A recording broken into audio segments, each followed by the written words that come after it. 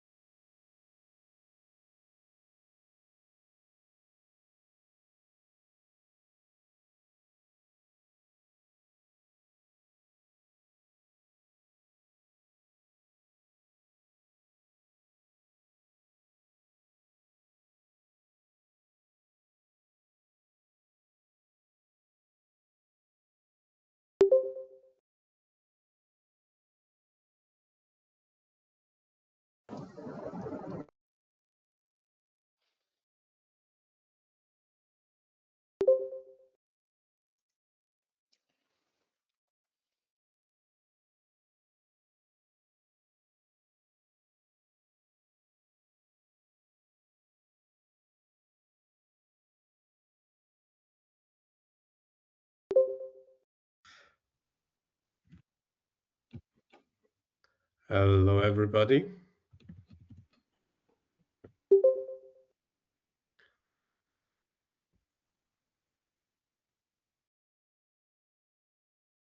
Can you hear me? Good afternoon. Yes.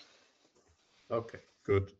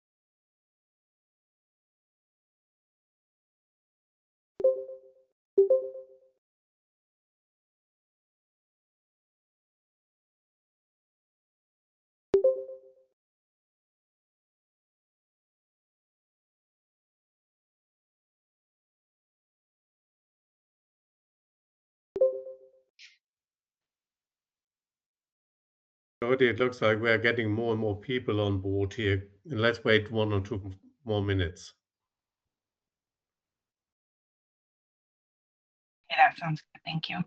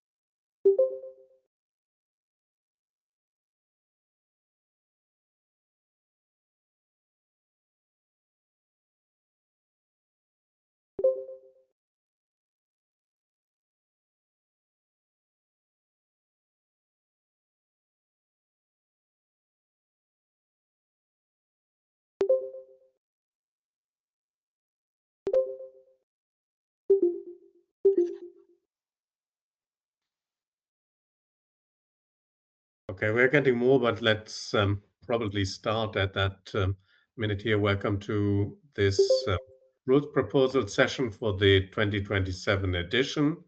This is a meeting to bring up the changes of the rules proposal that will be headed by Jody as chair of the Rules Committee. And I would like to mention that this meeting here today is to discuss technically the proposals which were brought forward and are on the ISTA website and foreseen to be voted at the ISTA Ordinary General Meeting in Calgary this year. I thank everybody who was participating in the process to prepare the document, and I would like to Jody to take over to start the process. We foreseen 2 hours for that. If everybody would close their mics, and if you want to talk, please switch on your camera. I will be able to see that, or to no, yes, I will be able to see that. Jody may not when she has got all the document open and showing to you. Please, all who do not want to talk to a certain point, please switch off your cameras. And only switch them on again when you want to talk.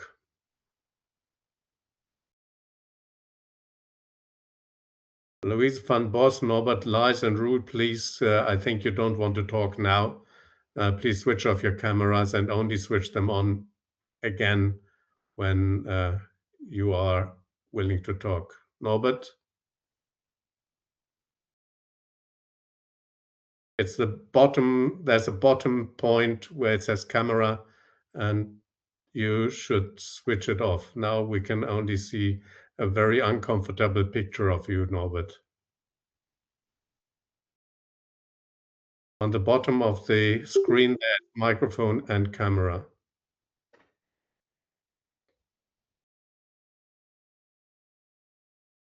Thank you. Jody, the floor is yours. Thank you.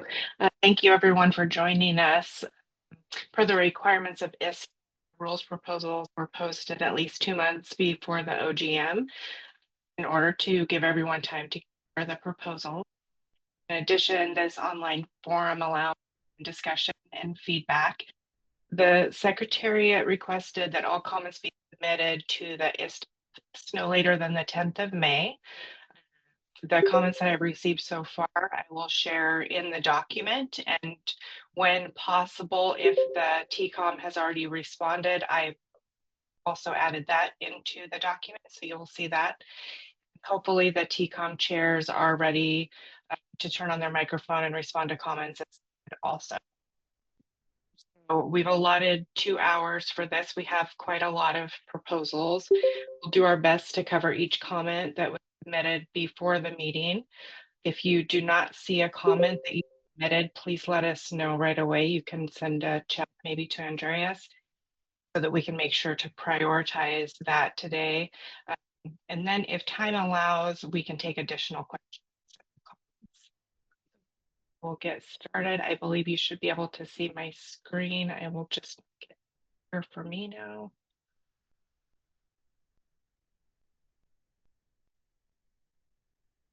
I can't see anyone, so if you cannot see my screen, please verbally tell me.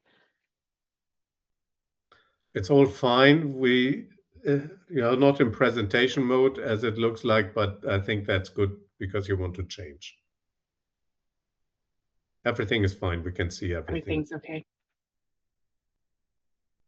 One thing I noticed at the last minute this morning, because that's the way that works, Maybe is one little comment from my side.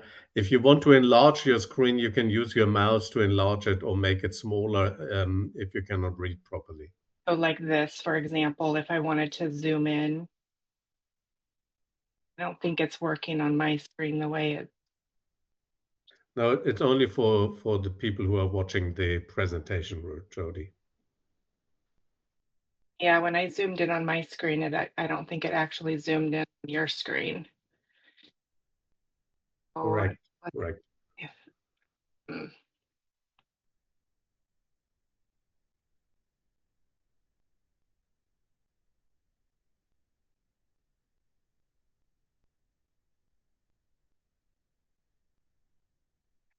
Sure that this is what we wanted.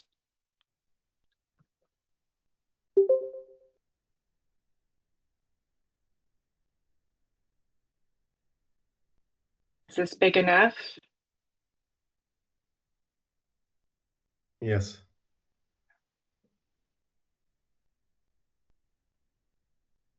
The editorial changes.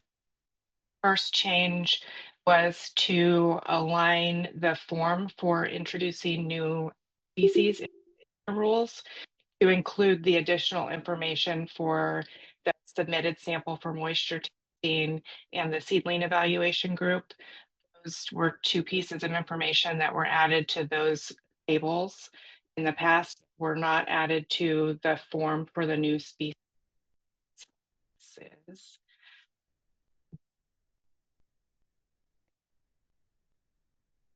Next one is reporting the other seed, the determination of other seeds by number.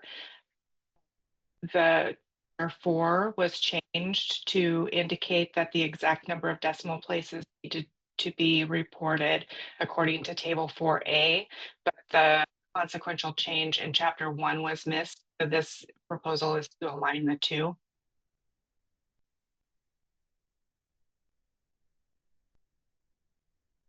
Is an editorial change from the Booking and Sampling Committee. And they are adding a formula that can be used to calculate the number of sampling units, situations where you have small containers.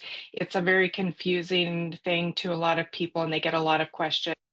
So they thought it would be helpful to add this example to the ISTA rules and also add a statement to see the handbook for example.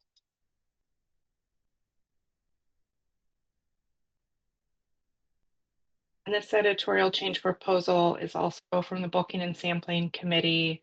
Jody, Vanessa has got a question for that. Okay.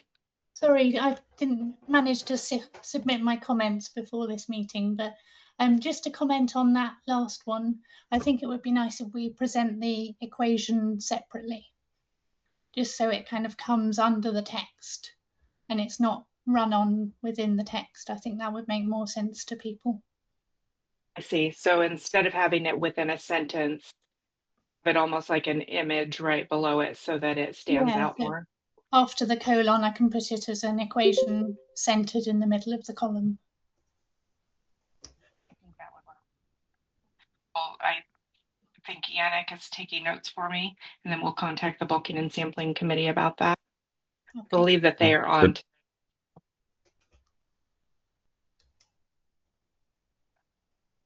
The other thing I guess I forgot to mention on this one was in that same section 2.5, 1.2, to add in this last sentence when sampling a seed lot of up to and including 15 containers, regardless of their size, same number of primary samples may be taken from each container. This and including verbiage aligns with another part of that same section that uses and including. So to clarify the container that group.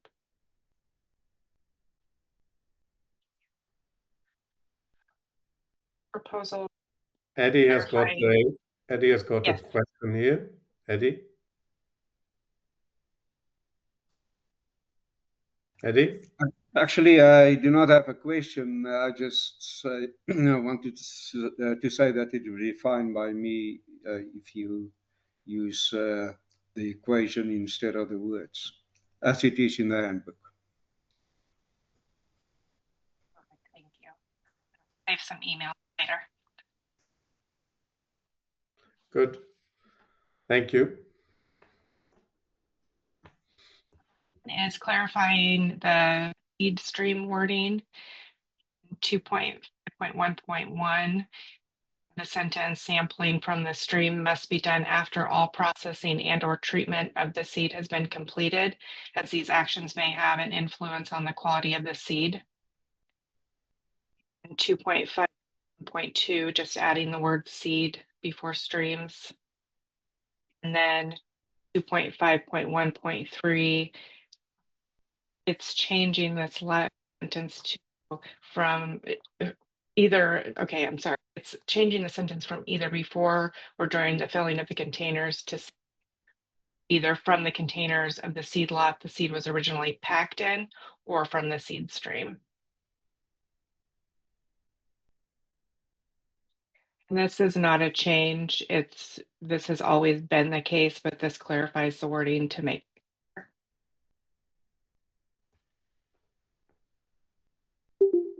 I have some membership comments on this. First one was regarding the 2.1.3, taking primary samples. The comment was more precise description of this is a good suggestion. However, to us, the phrase "it should be sampled if possible" is confusing. Ecom response was to read the complete sentence because the wording is not a change. It has been in the rules for a long time. Wording has nothing to do if a seed lot should be sampled or not. It is a recommendation that in order to avoid opening the small containers when sampling the seed lot after it has been in all those small containers, there is the option to sample the seed lot before it has been packed, i.e. when it was still in the original containers before being packed. And next comment was the wording "should" leads us to think it's optional to sample the seed lot. Is it? And the TCOM response was, of course not. How else will the sampler open a sample for testing? Obtain a sample for testing if she does not sample the seed lot. The option or choice is to sample it before or after it is packed in the small containers. Or is the meaning must? TCOM says no. If it is not possible to sample the lot before it is packed in the small containers, then the seed lot must be sampled after it has been packed. Continuing on. I have a question from Andrea for that. No, sorry, I'm sorry, no. Then please close your camera, Andrea. I try to.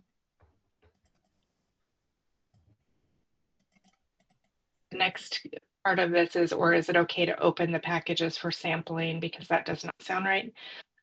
Ecom says, yes, it is okay to open the small packages to obtain the primary samples. If the small packets are much bigger than what the size of the primary sample should be, an alternative, the unopened packet or primary samples can be placed in the sampling bag, sealed, and then be submitted as the sample. These opened packets or packets that have been removed as primary samples will have to be replaced by undamaged packets that are in all aspects the same as being sampled. There is also the option to repack the remainder of seed in new packets if there is not enough similar packets available. This must be done under the supervision of the sampler. This would mean then that the size of the lot is now less than the original consignment. And bulking and sampling committee, if you have anything to add, please feel free.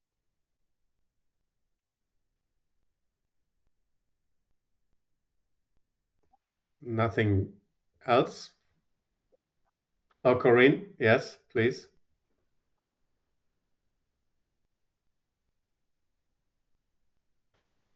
We cannot hear you, Corinne.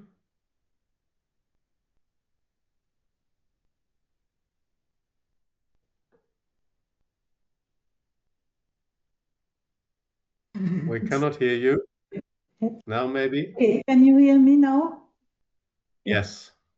Okay, then we don't have nothing to add. It's clearly explained here. I hope it's clear for the person who asked the questions. Okay, thank you.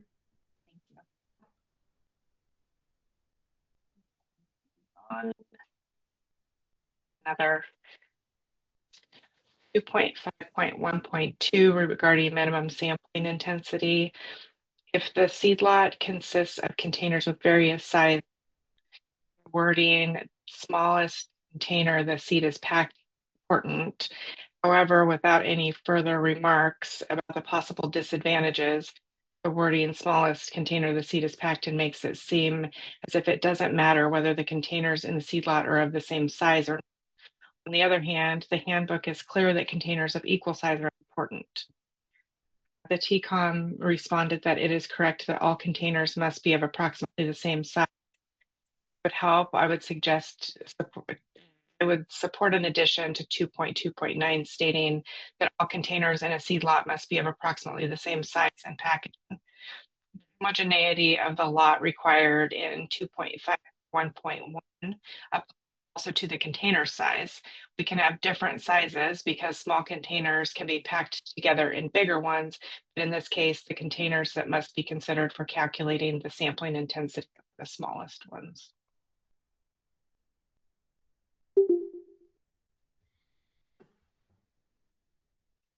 No further comments on that. Next editorial change is to add the minimum submitted sample for moisture testing to 2 species of Panacetum. This was seen from UC. These method, the method was already in chapter 9. It's just 2 was missing that. Yeah, I've got a little question. If you compare both first it says Panacetum glaucum LRBR and then only Panacetum glaucum. Maybe you have to change that if you want to keep that in the current version as a red remark Yes. as well. Thank you. Yes.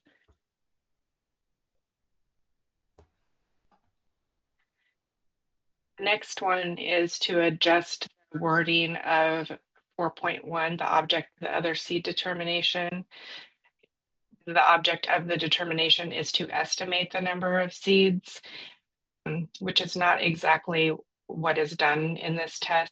The purity committee is proposing to change it to just simply say the object is to determine the number of seeds of others. No comments. The next one is to clarify the retesting section in chapter 5. This is section E.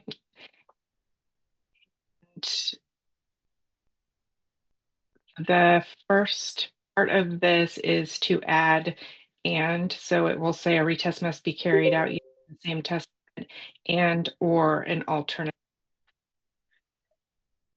Next bullet point adds a sentence. If the results of the retest using the same method are not compatible with the first test, see figure 5.3 and conduct a third test. Vanessa has got a question. Just to note that ISTA certificate has been made plural in a couple of instances. I just wondered if you could highlight that in blue for me so I don't miss it. And do they all need to be plural now, or is it just those 2 instances? That's a good question. I think this was probably just a mistake. I don't think that this was the purpose because it's not in blue. On the left, it's still singular. Is it throughout the rules? I think it's singular, correct? Yeah, Yes. I think it generally Okay. is. We'll just make that correction on this. I don't think that the TCOM was needing to actually change. That was just.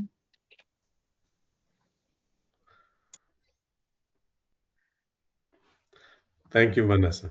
Yeah, thank you. I'm so glad you look at these things. The next part of this is to add in the next bullet point, according to table B in that first sentence, and then the word better. So if an alternative method is used, and if the results are better and within accepted tolerances according to table B, then these better results must be reported on the ISTA certificate. And then in the next sentence, adding or E with an alternative method to that. And then they are also a new figure.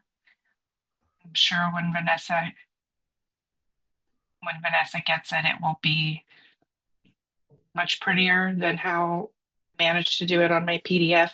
But this is a figure to be added just as an additional way of looking at different situations where a retest is needed to do that retest. And so instead of a flow chart, it's as a table. The information is this, it's just a different way of looking. There were a couple of comments from the membership on this. The first one was, I was reading and trying to understand the table for a while. I find it confusing. And then the next comment, we think it's good that the comment clearly states how the ISTA rules should be interpreted. Nevertheless, to us, it is not clear from the ISTA rules, both the current and the proposals.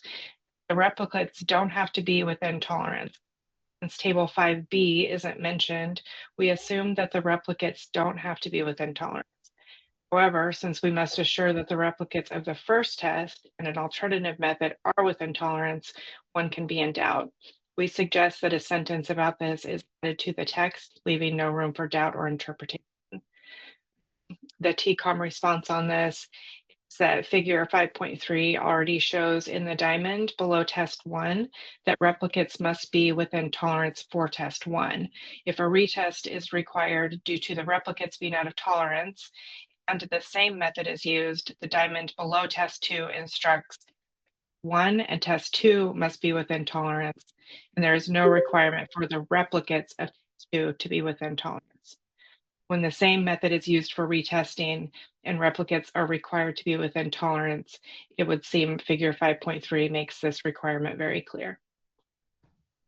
Determination committee. Sorry, Vanessa, you had your camera shortly open. Yeah, just wondered where this table is coming. Is it coming just after 5.7?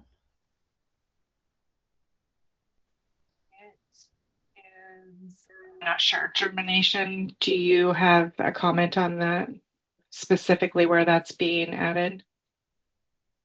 Elke? No.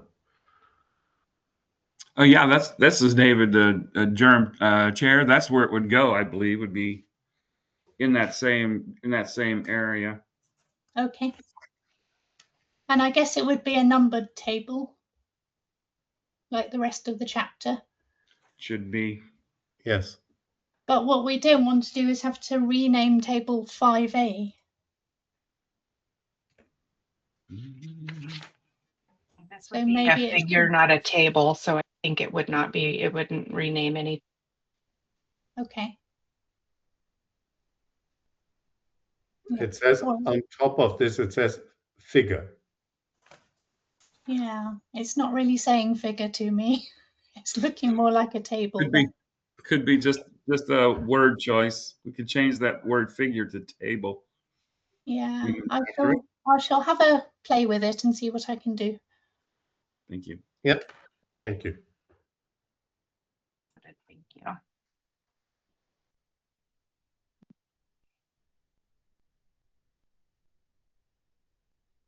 The next one is an editorial change. You change the drying temperature for the pre-wash Beta vulgaris in table 5A part 1 to match the instructions that were already in 5.6 3.3. So the difference is that in the current table, the instructions said dry at 25C. in 5.6.3.3, it said to dry at 20 to 25. This is an editorial proposal to harmonize with the instructions in 5.6.3.3. Please note that there is an actual rule change proposal for the pre-soaked to clarify the drying temperature. But that is separate. This is simply an editorial change for the pre-washed. Any questions? No questions.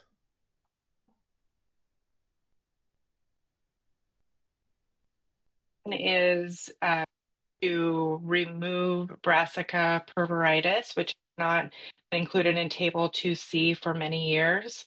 This is because it is now included in the Brassica rapa group. The difference between the two methods, though, is that the rest of the Brassica rapas do call for potassium nitrate for breaking dormancy, and this species, when it was by itself, not. So the way that the germination committee is handling that is to combine these into one, but add the note that potassium nitrate is not recommended specifically for Brassica rapa variety purpuritis, which is how that is listed in the stabilized plantings. No further questions. Thank you. Sorry, me Next. again. Yes. In the current version, it says Brassica rapa includes Brassica purpuritis. Do you want me to remove that includes in parentheses? Yes, I think so, because we don't list anything else that there are a lot of other things included in Brassica rapa, I believe. Okay. I think the reason that we did that temporarily was because when the nomenclature changes went into effect here, we didn't have a solution for this Brassica purpuritis.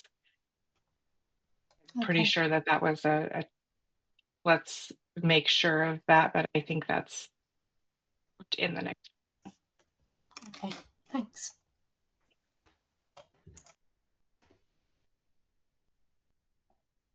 Next one is to correct the staining time for Eurocloa species in Table 6. This was actually just a transcription error that was done back in 1999 accident, and it was, this is to correct that transcription error. In the gray box, you can see a screenshot of what it was before, and then below that, the current version changing 18 staining time for the longitudinal cut to 2 hour staining time.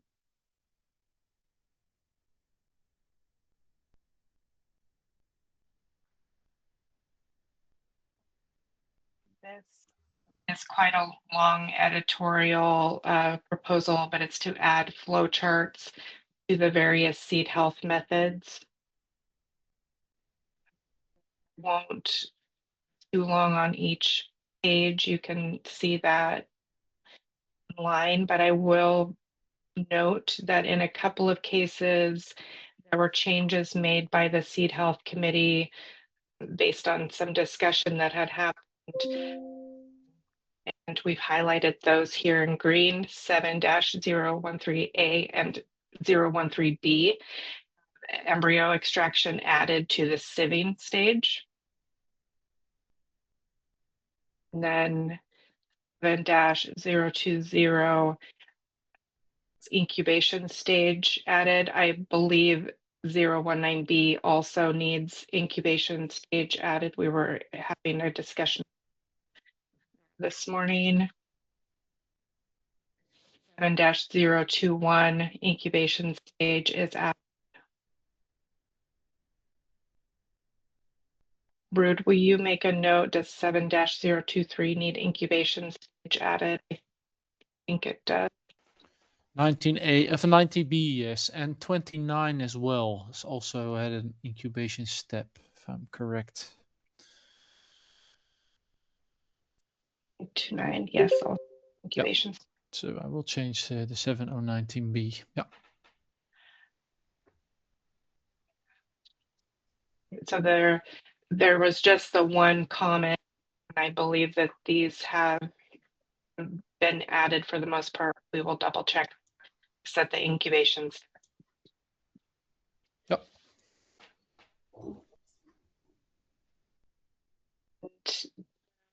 Next one, we split this one out because it had both a flowchart change and also adding some synonyms to that.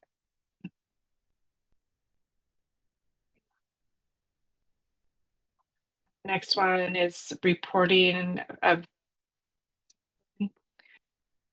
So this is to add the words oven method to what needs to be reported. So in the current rules, it just, the method must be reported and then parentheses duration and temperature. So this will change it to the method must be reported and then say oven method and then duration and temperature. There is already a requirement for moisture meters. That moisture meter needs to be included on the report. It's also aligning with that.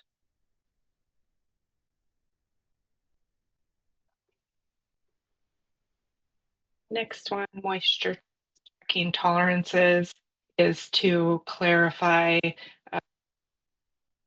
to proceed when checking the tolerance. So it's removing or rounding from 3 to 1 place is the average of, and instead saying the difference between two replicates must be calculated to 3 decimal places and then rounded off to 1. And then the seeds of the moisture sample were pelleted and the moisture content reported is that of the combined unit comprising seed and pelleting materials. Sorry, those are actually 2 separate ones. One is for tolerances, the other one is for the definition of moisture content when it is either of those.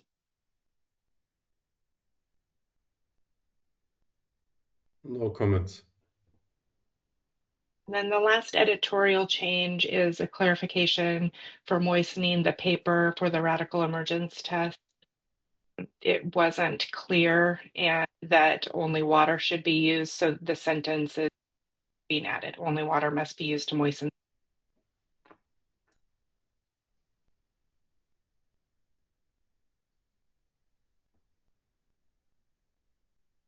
The No first rule change is to chapter 1, the certificates section, to a requirement when reporting results in the other determinations of an ISTA certificate, the specific test or determination to which the result pertains must be clearly stated. For example, germination followed by the specific reporting instructions for that test. This was to add traceability and make it clear on the report what these specific things refer to. There was a comment membership on this one. If the user does not know that PP20C is in regards to the germination, then they also do not know what PP means or what 20C is in regard to. I'm not in favor of this one. Plus, we are already writing a small booklet of exemptions and explanations in the portion, and I rarely have space to get all the country requirements in there now. I guess this actually came from the Rules Committee. I don't really have too much of a response to that other than it's adding 1 to 2 words at most, either just germination or germination. I do completely empathize with not having enough room on there too.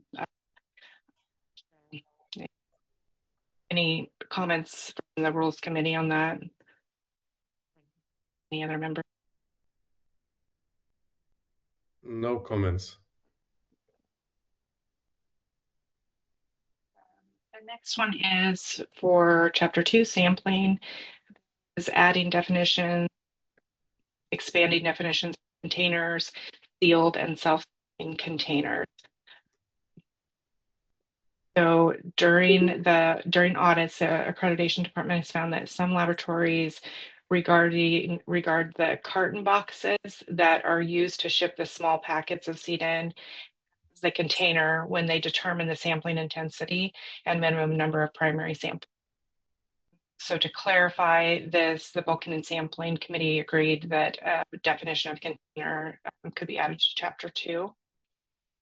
To accommodate this, there was a standalone definition of self-sealing containers that has been moved into sealed, into the definition of sealed, and this will help renumber a lot of things. So it removes the sentence about valve pack and adds it as a sentence in sealed to say the specific type self-sealing container called valve pack is accepted in seed lots as being sealed.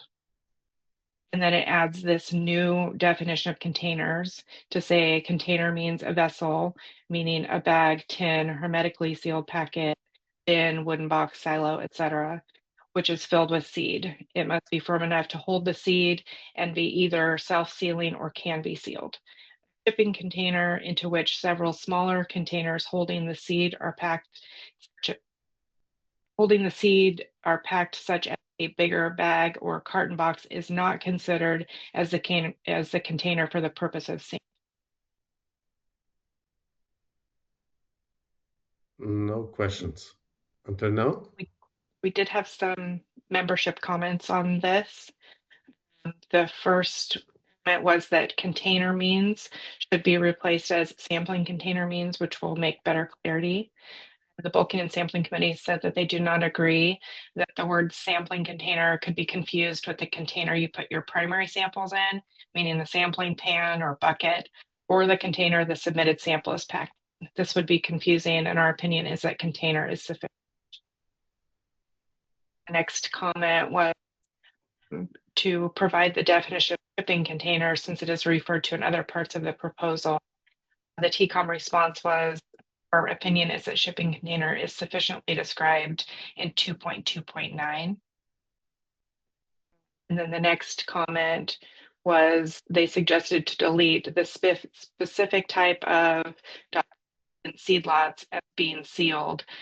This is an unnecessary addition. If this proposal is accepted, it may require different types of seals to be specified in the rule. The TCOM response was that while some members do agree that it is unnecessary, the definition of 2.2.10 self-sealing containers was already in the current ISTA rules. And this sentence allows us to deal with the topic even if we no longer have a specific definition. Any other comments or questions? No further comments.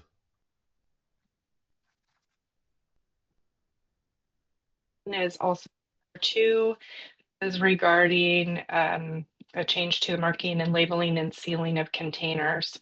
This is in regards to situations where there may be hundreds or thousands of small packs then packed in carton boxes or shipping containers. That only the carton boxes need to be marked with the lab allocated seed lot identification number where applicable and sealed by the sample. If the small packets inside those shipping containers are sealed according to the definition of sealing, it would not need further sealing. So the changes are to add to this first paragraph the sentence to say, otherwise the sampler has to mark, label the containers and must seal every container or shipping container as appropriate before the seed lot leaves their control. And then it adds another paragraph.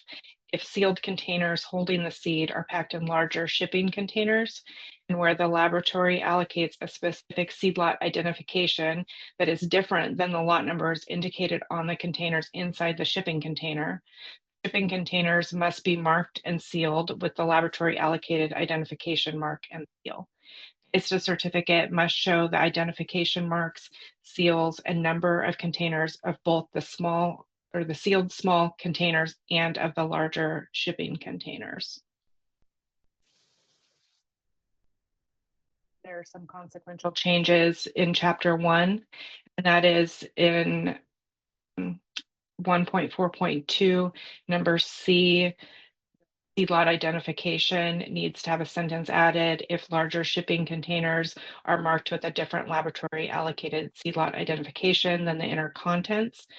Both identification marks must be shown on the ISTA certificate. And then in D, regarding the seal, sentence added, if larger shipping containers are sealed with a different laboratory allocated seal than the inner containers, both types of seals must be shown on the ISTA certificate.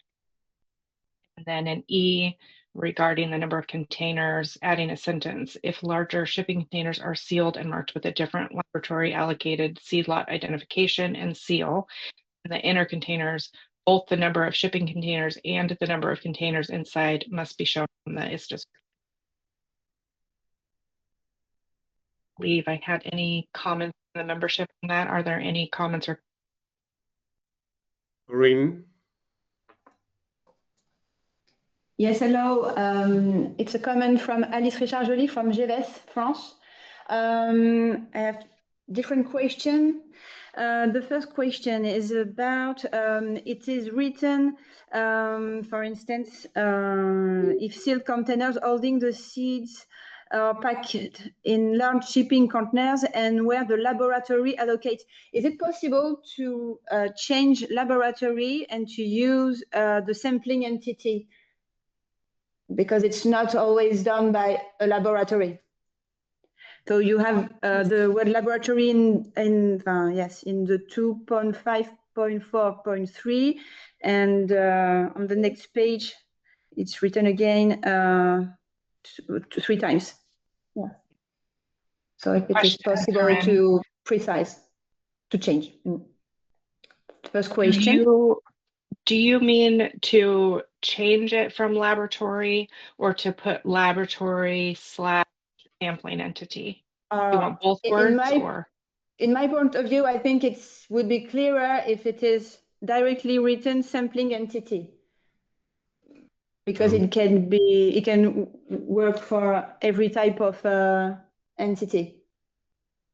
Maybe Florina, could we have your comments on that? No, if we say sampling entity, we will refer only to the members accredited for sampling. So then I propose accredited member, if we want to cover both of them. Accredited member, okay. Yeah. Okay. Good, thank you. Then according to the standard, we cover both of them. Very good. Accredited member, it's okay. Good, thank you very much. Thank you. And I have another question, a tiny one, but I would like to ask it. There is a S at the word numbers that is different than the lot numbers indicated on the containers. And it means that in the containers, there could be different lot numbers, different lots. But in my mind, there is only one lot into the shipping container. So why is there a S at lot numbers? Or maybe there is something unclear for me. Which place are we talking? It's in the page before, in the page 32. Well, you can see if sealed containers holding the seed are packed in larger shipping containers, and where the laboratory allocates a specific seed lot identification that is different than the lot numbers indicated on the containers inside. Was wondering if it's only one lot into the shipping container. It should be a lot number indicated and not a lot numbers indicated. And maybe we can ask the chair of the bulking and sampling committee. Personally, I agree.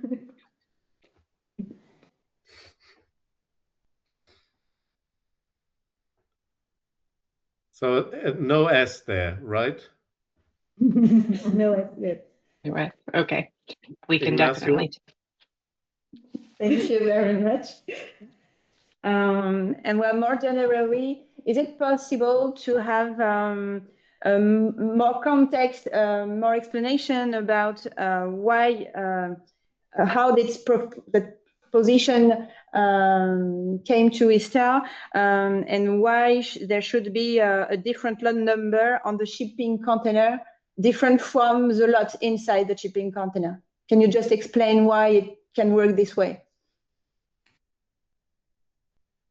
Again, As the proposal came from Eddie, and he knows better than me this specific case, if he can answer, it would be great. Eddie? Thank you. Yes, well, it happens, I think it's explained in the grey box that there are certain ISTA accredited members that do allocate lot numbers. That has to be indicated on each and every container in that seat lot. Now, if there are thousands of little small packets who have other lot numbers than those that were allocated by the accredited member, then each of those little packets must be marked with that new number that was allocated by the accredited member. So, and that would take a lot of time. So instead of indicating that lot number, the accredited member's lot number on each and every packet, you can only now need to do it on the shipping container, the carton that thousands of little packets are packed in. So this just make it more clear, and that now there is a specific provision for that in the ISTA rules. It has been done for a long time that way. This is just to put it in the rules. I hope that I understood the question correctly. Is that okay? Florina, do you want to answer directly to that? I may add that this proposal will give a lot of clarity for some laboratories, but also for the importing countries, because we have received some questions on this topic for mainly from the importing countries, which is the real unique identification of the lot. It's what it's in the big packages, it's what it's in the small packages. So I think it's giving clarity.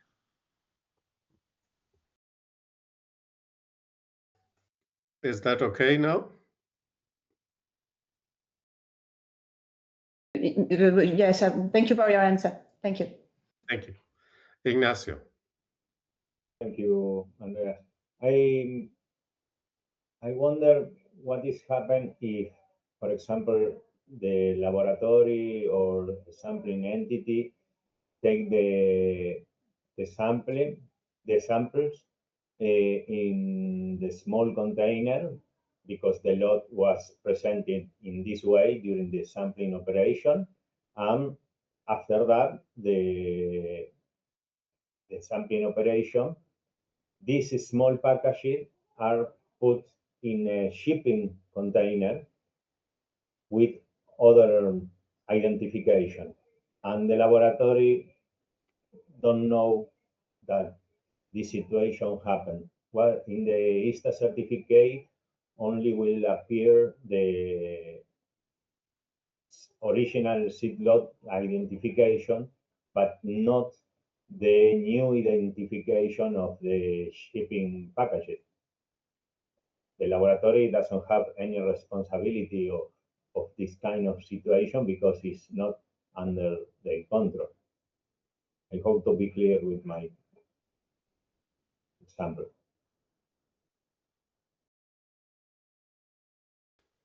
Does anyone from the Viking, Eddie?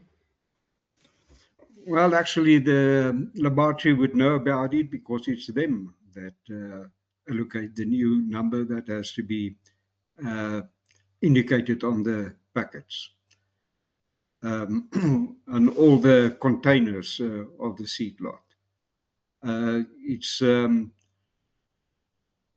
is not a requirement in the ISTA rules that laboratories must indicate or allocate their own identification numbers, but there are many that are doing it.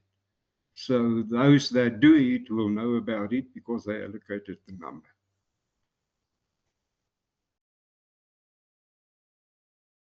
Does that help, Ignacio?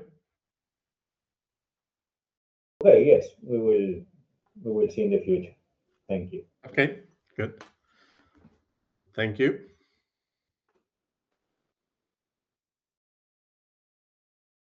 Anything else?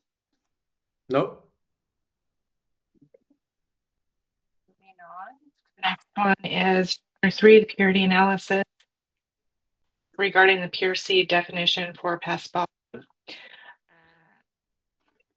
The genus Paspalum included in PSD 36 has some characteristics that it is exceptionally difficult to differentiate between pure seed and florets without a caryopsis.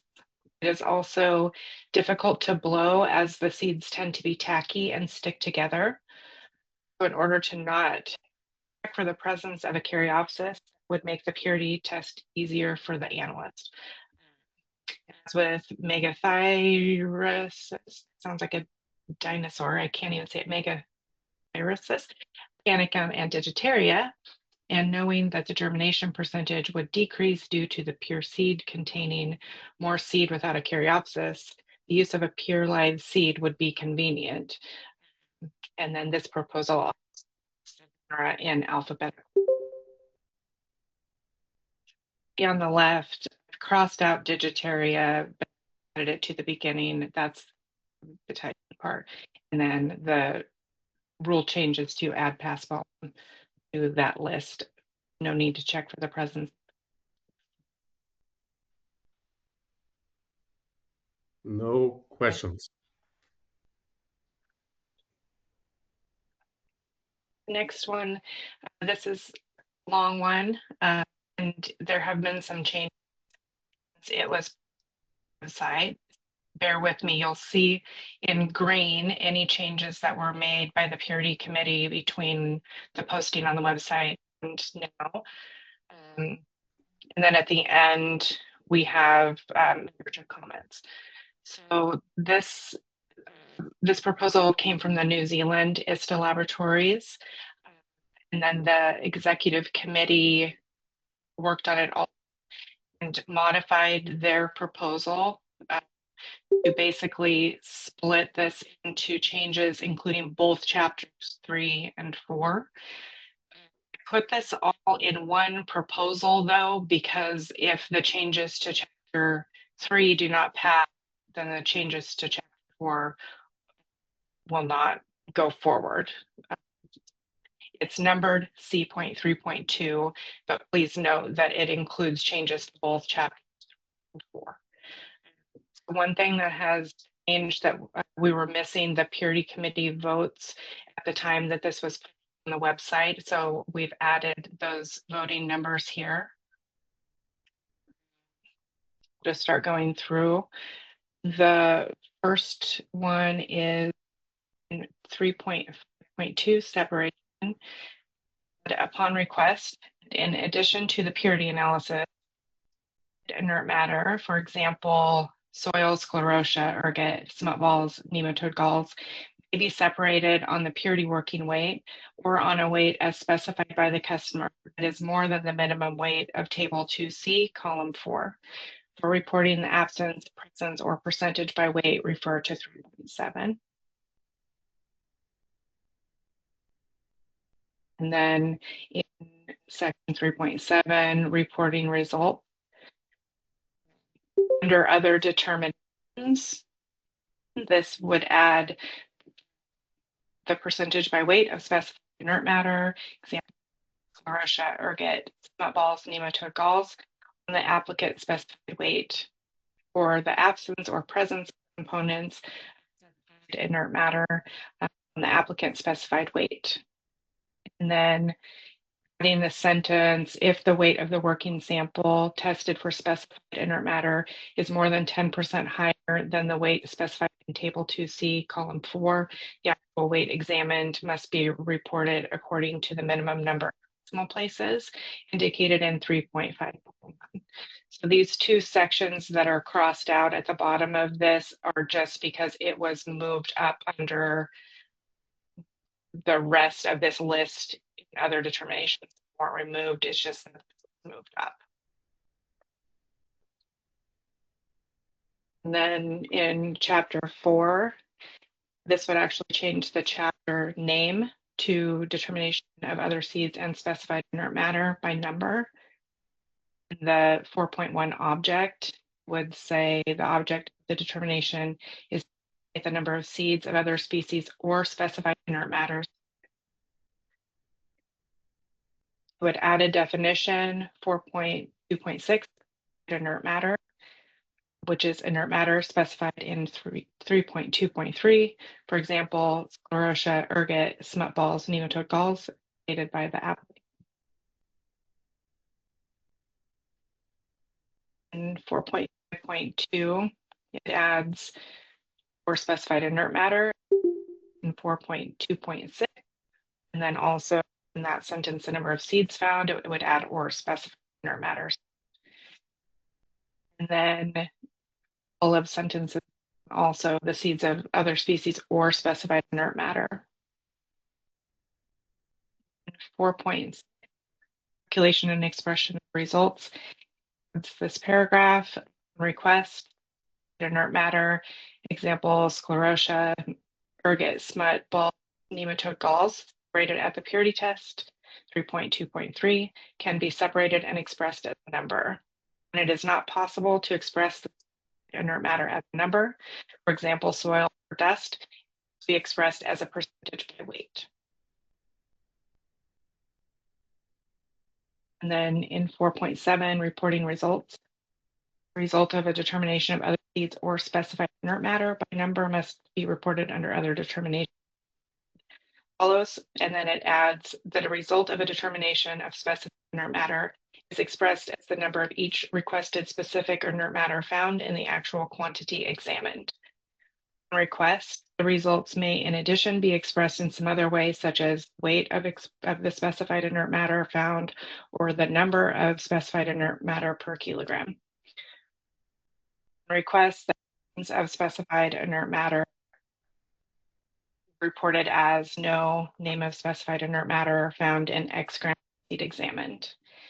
And then the sample weight examined must be reported according to the number of decimal places indicated. And then there were the consequential changes to chapter 1 or in 3.7 and 4.7.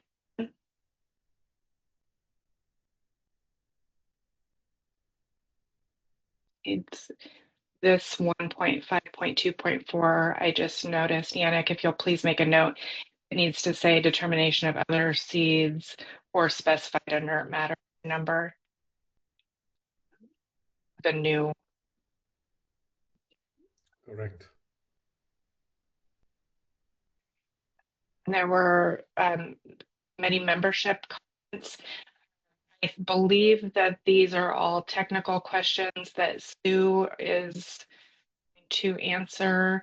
I don't know how you'd like to do this, Sue, if you want to just take these one by one. I don't have any comments from the purity committee directly in this document. So if you want, we can just start with this first page. There are 4 pages of them. Or you tell me how you'd like to proceed with this. Can you hear me, Jody? Because I can't get my camera to go on. Oh, I can hear you. I can hear you. Don't worry. Right. I'm going to have to say that this looks like quite a lot to read and absorb at this time in the morning. I haven't really seen all of these questions before now.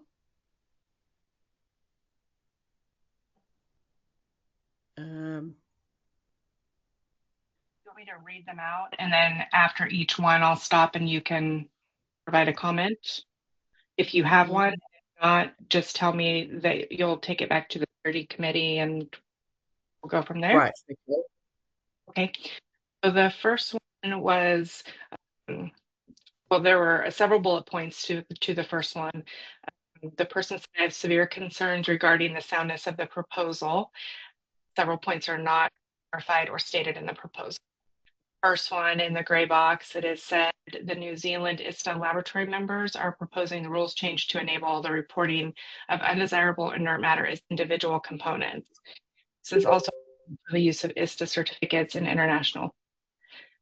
Don't understand the motivation given as the need for the proposal.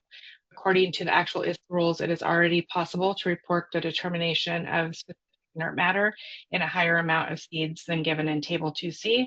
Read 3.7a, which says weight that exceeds by 10% of the weight specified in Table 2C, column 4, report under other determinations. And along with that, to make a statement not according to the ISTA rules is only needed when it is less weight. Do you want to comment on that? Well, my comment to that would be that yes, you can do more than it says in Table 2C. You can, as that rule states, but you can't do a complete purity test. Well, you are allowed to, but you would not want to be doing a complete purity test on 60 grams of ryegrass, say, to get a soil percentage. You can't do it as individual components. It would have to be done as one complete purity test, which would be a huge amount of work for the laboratories. Yes, you'd have to pull out their seeds, chaff. Yes, everything. You'd have to do the 3 components, the pure seed, the other seeds, and the inert matter on the very large amount, which is not feasible for laboratories. The next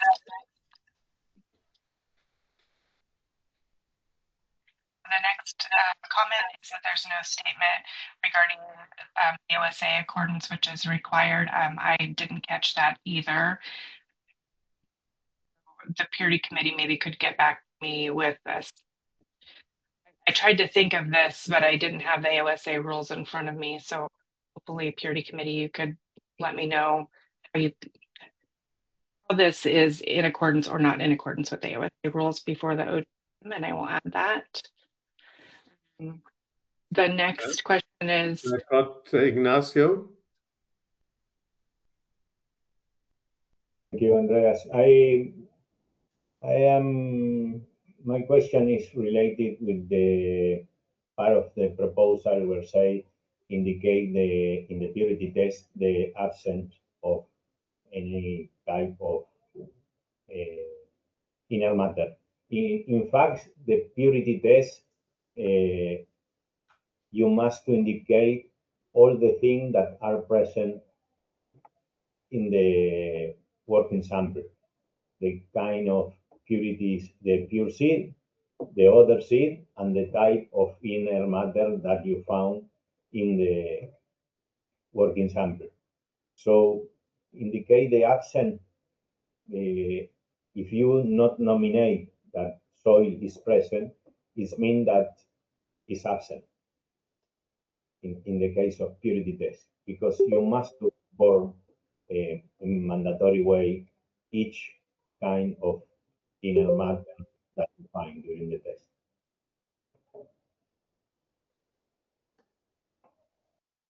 Yes, you are right with that.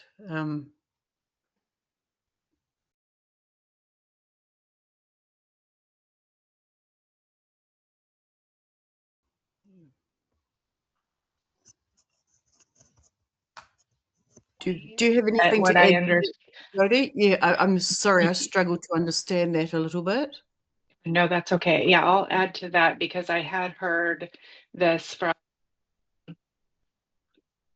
2 or 3 other laboratories also, that the countries that they were shipping to, their import requirements were that in the other determinations box, the specific sentence that no ergot found in 50 grams or no soil found in So they needed not just the absence of the word in the inert box, but they needed like a specific sentence in the other determinations box.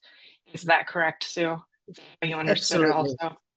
Okay. Yes, yes. So, Does that sorry, answer your I'm question, having Ignacio? Yep. And I'm I think having a it's little 2 bit of o'clock in the difficulty morning with for you, sound. right? Yes, and I've got difficulty with sound. I'm even struggling with you, Jody. You're going in and out. We I'll will do my do our best. best. Okay. Yeah. Okay, so the next question was, is it possible to stop the analysis by finding one of the specified inert matter when there is a 0 requirement stated by the customer, similar as it's given for other seed determination? This is not clear in the proposal. I think possibly it would be possible to stop the test if you found inert matter that was prohibited. Perhaps that we need to do a little tidy up with the text around that. Thank you. The next sentence or the next comment, exactly is it defined what may be reported as a percentage and what as numbers? There are only examples given which kinds of inert matter is possible to report according to Chapter 3 or Chapter 4. It is not clear enough defined and will lead to confusion in the labs. Inert matter as small stones seems only to be reported in numbers. This comment came before the purity committee did. I'm just going to go backwards a little bit and just say the purity committee added a statement when it is not possible to express the inert matter by the number, for example, soil or dust, must be expressed as a percentage by weight. I don't know that that fully answers this comment, but I just wanted to point out that the comment came before this green text was added. Okay. Go back to if you have anything to add, Sue. No, I think that covers it, Jody. I've got Lanchi Tirin. Thanks, Andre. Yes. Hey, Jody, just want to go back. I actually looked at the AOSA rule and went back to the comment about AOSA. So right now, AOSA does require to have a report on inert matter as well as part of the analysis. As part of the purity analysis. Yes. I think if I remember right, this is also dealing almost with that chapter in the AOSA rules about bulk exams. A little bit hard to follow. That chapter in the AOSA rules for me is a little bit hard to follow, but I think that's sort of the same theory here of specific inert matter, you know, maybe a single component or 2 components of inert matter on a large working sample. So somehow the sentence about the AOSA rules, I think, probably needs to address that, but it's a little early for me too. So. Yeah, I'll take a look. It is meant to align with that.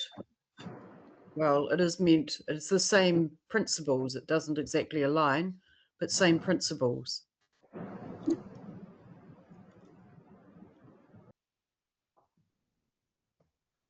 Okay. The next is to distinguish soil or small stones in the lab. There should be clear definitions to avoid confusion. And there's a that goes along with this, which is about soil or small stones sticking to seeds or to other inert matter parts. There's no information given about this. So we'll struggle with the procedure without clear guidance. I think this is something that all laboratories have been doing for a very long time. We all distinguish, we all report soil, we all report stones. We know the difference between the two.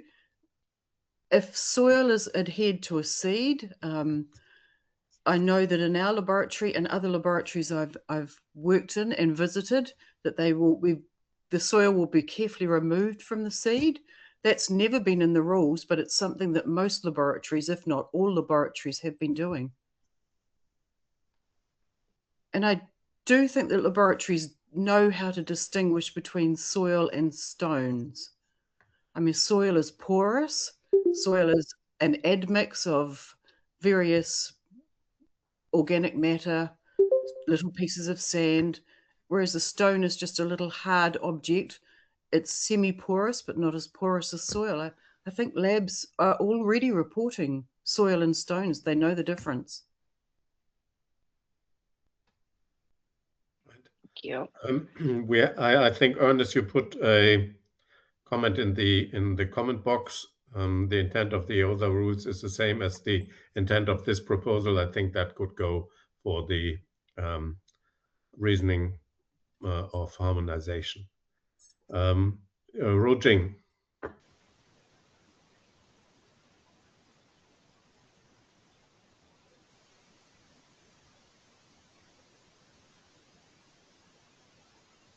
Rojing, we cannot hear you. Maybe the line is too bad.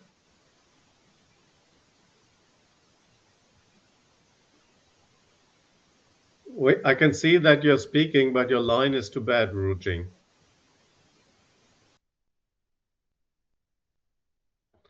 Let's take Andrea in that case. Okay, thank you. I have one question to the accreditation department. Is it then really enough to say that labs know how they do it, as we can't write it down, how to investigate on soil? Thank you.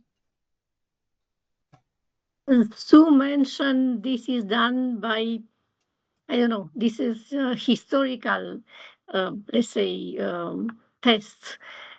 We don't have the definition even before when they report soil or stones. But if necessary, we can work to do it. But even now, we don't ask, do you know the definition of soil, or do you have in the rules this? But we can work to do it better. Yeah, maybe I can add a quick comment to that, because on my PhD it says soil analyst, and I can tell you it's very difficult to distinguish things sometimes. And if you want to have it as a small stone, that is all fine. And I think what also Sue mentioned, porous material and so on, is probably very good to be used in that case. Thank you. Thank you. I'm going to go ahead and move on because we still have quite a few proposals. The next question is, what about the tolerances when investigating higher amounts? Tolerances are the ISTA tool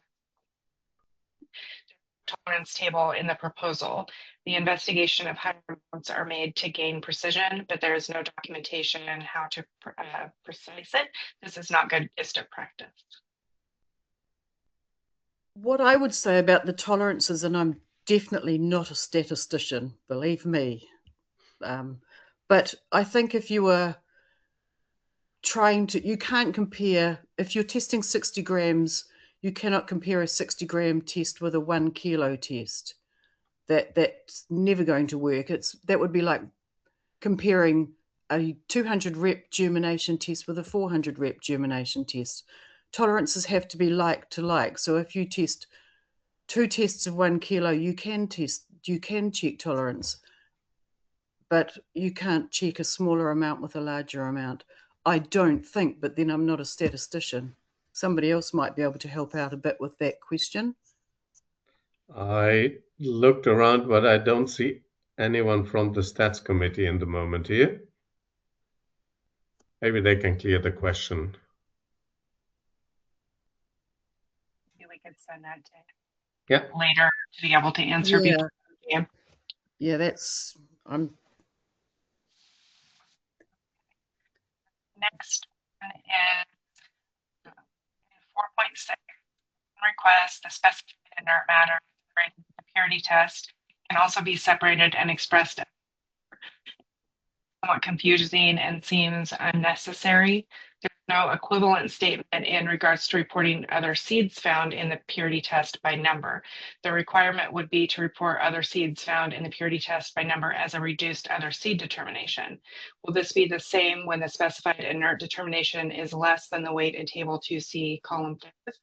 Also, the word separated does not need to be repeated twice in one sentence. Right. I don't really have a comment about this because I don't see it as being a very confusing issue to me. I think it's quite clearly written in the way the new rule proposal has been set out. Does anybody else in the Purity Committee have a comment on this?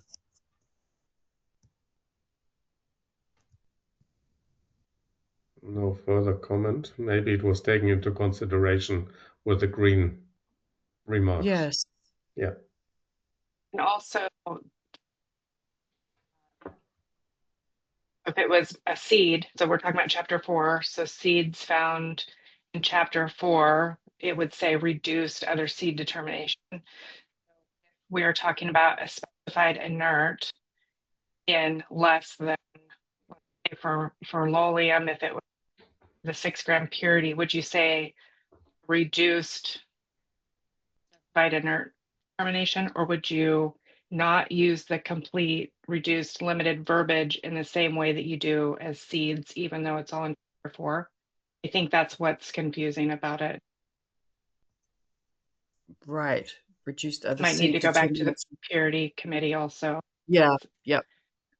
It wasn't in the proposal at all. So need to be more. So for the sake of time, I'll move on to the next, which is a suggestion to move the request specified inert matter new section from 3.5.2 separation, move it to 3.5.1 working sample. I think that would have to go back to the Purity Committee too to be discussed. And then the next one was should change the first sentence of 4.6 calculation and expression of results to the result is expressed as a number of seeds belonging to each stated species, specified inert matter or category found. So it would add specified inert matter 4.6 and make sure that that's what they were saying. So this, Sorry, I think it's this first part of 4.6. The result is expressed as the number of seeds belonging to each stated species. I think they're saying change that the result is expressed as the number of seeds or specified inert matter belonging to each. It's that first sentence that they're talking. Right. I'll switch back to the other one. Okay, I think probably that needs to go back to Purity as well. It actually sounds quite a good suggestion. The next comment was should use the word applicant instead of customer throughout to the rest of the rules. I think it went back and forth maybe. I think that's been fixed. Okay. Yes. Yes. And then the next one is the new paragraph 5 under 3.5.2 describes a testing objective that is covered by 3.5.2 already. It is not new. It's not new to separate inert matter from bigger samples because inert matter is a standardized component part. Working sample weights in table 2C are minimum weights. Obviously, it shall be new that a bigger sample is tested only for specified inert matter. It would be contradicting to the general principles in purity testing as described in 3.2 and should, from my point of view, be stated clearly. Would be the only new and relevant aspect of the change in chapter 3, as it describes so intransparently. I recommend adding at least the word only to the sentence under 3.5.2.5. Right. I don't actually have a comment on that, Jody, except for the same comment as I made earlier. It is possible to do a purity test on a larger amount, but it was never possible to do it for specified inert matter.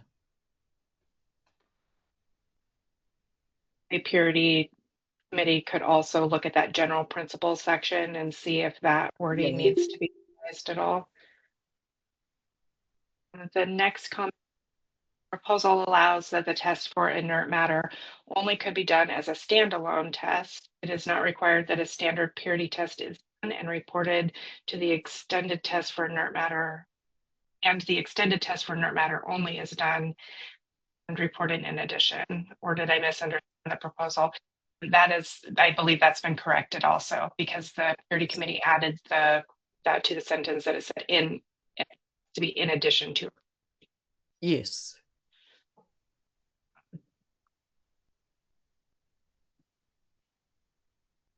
Takes care of that. The last sentence in that comment was just, I personally would prefer that this methodology described as a paragraph in chapter 3 would be only allowed in addition to a standard purity analysis and not as a standalone test, and that has been. The next comment was, as far as I understand the motivation for the proposal described in the gray box, proposal shall now allow to determine only the percentage or particle number of inert matter in a sample much bigger than the usual sample size standard purity analysis.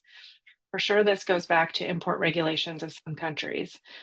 Obviously, the proposal is required to achieve a higher accuracy in testing for inert matter than that accuracy achieved in routine testing now. For example, a higher probability of detecting an existing presence of soil in seed lots.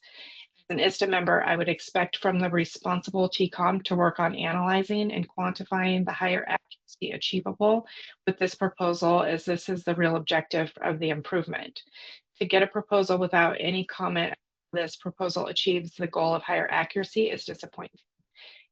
The way to quantify and communicate uncertainty of measurement are the tolerance. From my point of view, it would be necessary to include a tolerance table or even an Excel file or an app to calculate tolerance tables for inert matter only in bigger samples in order to transparently document the higher accuracy level achievable with this proposal. Publish them together with ISTA or together with STA would be the typical scientific and technical work as part of method development, standardization, and ISTA, making up the quality of ISTA rules. Clearly, the Rules Committee has considered how rules proposals submitted to improve accuracy of an existing method, but documenting the higher accuracy level will contribute to the quality of the rules as a whole. I personally have some doubts. I think this is similar to the question earlier about the Yes. tables, and you were going to send it to the Take statistics. it in there. Yes. Okay, the next one, it says in 4.2.6, it is proposed to use in chapter 4 the same definition of inert matter as in 3.2.3. Soil is not given in the examples listed in brackets, but the definition does not exclude soil. Also, all other kinds of inert matter that have potentially very small particles, example, dust or plant material, are not excluded by definition. If an applicant wants to get a determination of soil by number, then there's no sentence in the rules proposal based on which the laboratory could refuse that request. For the ISTA laboratory, I personally would prefer a definition, chapter 4, that includes a restriction on those kinds of inert matter that are countable under the practical situation of an ISTA laboratory. The purity committee already addressed that. Yes. In chapter 4. Yeah. Next one. The proposal includes a change of title of chapter 4, but the general principles of that chapter are not extended to testing inert matter. Is this consistent from the perspective of the Rules Committee? I thought the general principles were, can I just check real fast? Maybe object. Can you take that back to purity and just double check, please, Sue? Yes, I will do. Next one is under 4.52 in the second paragraph, specific rule for testing other seeds. Is this specific rule not extended to inert matter? From a laboratory perspective, such an extension would surely be welcome. What 4.52 is, that could be something that purity just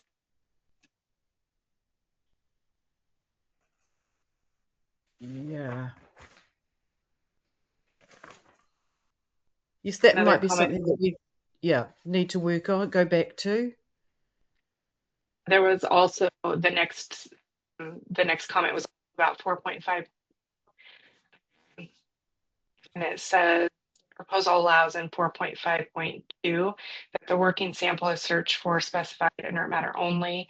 The other seed determination, complete, restricted, limited are defined now in relation to their seed analysis. Proposal does not specify which words should be used if only a test on inert matter is requested. I would prefer to include a sentence for clarifying whether there is no type of test to be mentioned on the certificate or whether the same principle indicating the type of test to inert matter. And actually that similar to the early question, I think. Yes. That you'll take back to purity. Yeah. The next one is the proposal allows under 4.6 to express inert matter separated at the purity test, but it does not describe the expression of inert matter separated according to 4.5.2 in the same chapter. To me, this is irritating. Why should chapter 4 describe what is possible in chapter 3 without describing the procedure in chapter? Not quite sure I understand that. Maybe purity group will understand that better. Sorry, I don't quite understand that one either. Especially if I can't actually see it in front of me at the moment. Yeah. I'll make sure to get this list to you so that you'll have the exact wording because I just copied and pasted it from the email. Right. The next one is number of inconsistencies in the proposal. The overall principle in scientific texts is for one thing, only one word. Here, the proposal needs further improvement. Purity analysis, purity test, inert matter, specified inert matter, requested specific inert matter, applicant, customer, on request, if requested. Precision of wording can also be improved. Example, number of particles of specified kinds of inert matter. I think a lot of those have been dealt with, definitely the applicant and customer aspect has been dealt with. I mean, we can read back through and see if we need to clarify and align purity analysis or any of those other, but I really can't think of that at the moment. Yeah, but I know a lot of the wording has actually been changed and clarified and aligned. Yes, I see that also for inert matter, specified inert matter, and so on and so on. Yeah. Yes. And the last comment on this was just basically the conclusion to this list, which was the Rules Committee. From my perspective, there are some points where the proposal needs further consideration and work, example, harmonization with AOSA. To me, it seems to be premature. We have some things that we're sending back to the Purity Committee. I think we're well on our way. I don't know that we have any time for additional questions, Andreas, on this because it's 7:30 my time, so it's what, an hour and a half in. We only have half an hour left. Correct. We'll move on. This one is, this next change is for chapter 5 regarding alternating temperature change. It currently says when alternating temperature indicated, the lower temperature should be maintained for 16 hours. And they are changing it to say the lower temperature must be maintained for 6 hours. Was a membership comment on this. If the night phase equals the lower temperature, must be 16 hours, the changeover needs to be in the warm phase. If a changeover time of 3 hours is allowed, it could end up with 8 hours minus 2 times 3 hours equals 2 in warm temperature. Math's not great this morning. Sorry, I don't understand that, but I'm hoping germination will.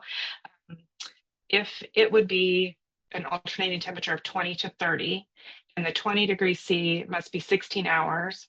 And one time it could take, in theory, 3 hours to warm up to 30 C. And after 2 hours having 30 C, it could start cooling down again to 20 C. If the 16 hours of 20 C is a must, all warming up and cooling down needs to be in the 8 hours of 30 C. David, can you comment on this one? Yeah, I can comment on that. I understand the argument. but it gets to be more or less kind of theoretical in that I think we all understand that the concern that's expressed, but to be practical, it's a little bit challenging to start changing those kind of requirements to meet the sort of like the argument that's being presented. So I think in my experience, typically a chamber can change over typically in less than an hour. The larger chambers, smaller chambers, less than an hour. So I understand the argument, but I think as it is, we have to deal with the practicalities of changing a temperature over into a chamber, whether it's large or small, and just sort of have to accept that sort of a variability that in germination testing, the chambers just really, it's a challenge, if even maybe impossible, to be that effective in switching over as far as temperature changes. So that is a practical approach. I think we just have to leave it as it is. But I do understand. I think I understand the argument. It's just a practicality that comes into play that can't really be easily addressed. Christine? Yes, I have this question about the shall or should and must. Is there a reason why it must be 16 hours, but it doesn't must be 8 hours? For there is in practice, there are cabinets which need the change over time, 1, 2, or 3 hours. And if all this change over time is done in this 8 hours, that's reducing the hot phase or the warm phase of the 8 hours tremendously. And I just want to understand why. Is there a motivation or reasoning behind? Make sure I understand your question, Christine. It's on changing the should to must. Is that your question? The reasoning? Yes. Yeah, because by must it be 16 hours, you could also say it must be 8 hours. But why do you say it must be 16 hours? Because at one phase you have to do your change over time. And now you would need to do it in the warm phase, and it takes you off a lot of time of the high temperature. So what is the motivation, or what was the reason to say instead of should to say must? Okay. My recollection on part of this discussion was due to, I believe there was a finding where some laboratory was basically running the high temperature and the low temperature cycles on this about the same, or 10 hours for one and 12 for the other. I think we wanted to make sure that people were following the rules where it said you needed to do the 16 hours on the low side and 8 hours on the high side. It was a clarification, more of an auditing finding of the word should, shall, must, those sort of that sort of an argument came into play. So we wanted to make it a requirement, that it's a must and not a should. So it was more precise in the requirement. Hope that answers your question. Thank you. Thank you. Thank you. The next one is to add a cautionary statement for potassium nitrate pollution. And there is an appendix at the end of the rules proposal document that gives the supporting evidence for this proposal.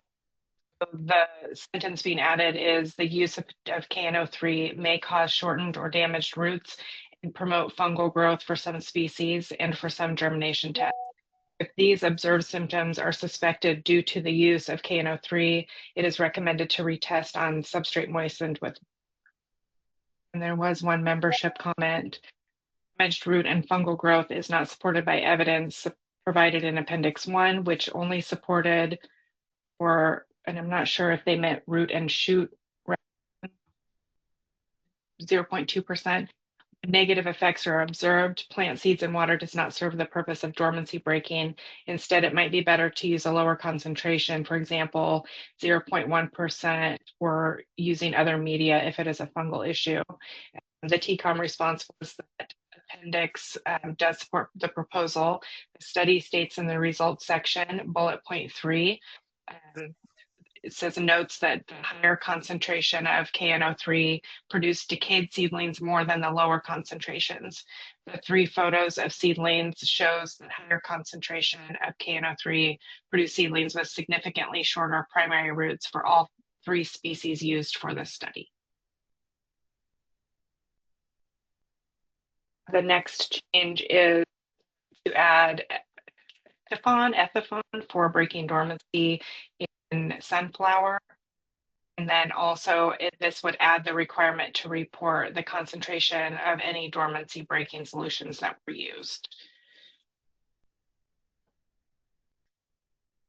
And 5.6.3.1, some instructions for using ethifon, and also adds this to table 5.1.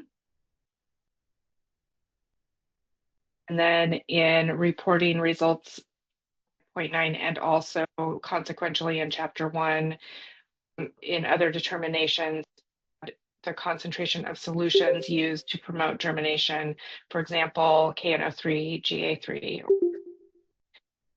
This is supported by a validation study, and I did not receive any comments. No comments from the floor. This next one is to add drying instructions for the pre-soaked beta vulgaris.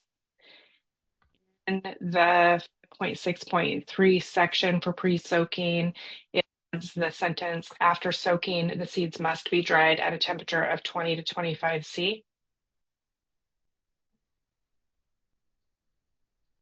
And then in table 5A part 1, you can see it when I zoom in. So on the top here where it says 25C, that's actually being resolved with an editorial change. This change is this would separate them into 2. The pre-soak, it would add the part dry at 20 to 25 C, and then pre-wash 20 to 25 C. This is being handled in the editorial. I think that might be a little bit confusing that it's all shown on here. Hopefully that's okay, but this particular proposal is specifically to add drying instructions for the pre-soaking method. Yeah. Maybe we could have put all in one, but it doesn't matter. Yeah, I kind of went back and forth a little bit because the discrepancy for the pre-wash needs to be resolved regardless of whether this passes or not. Yeah. I think that's why we split it, but it didn't get split in this table.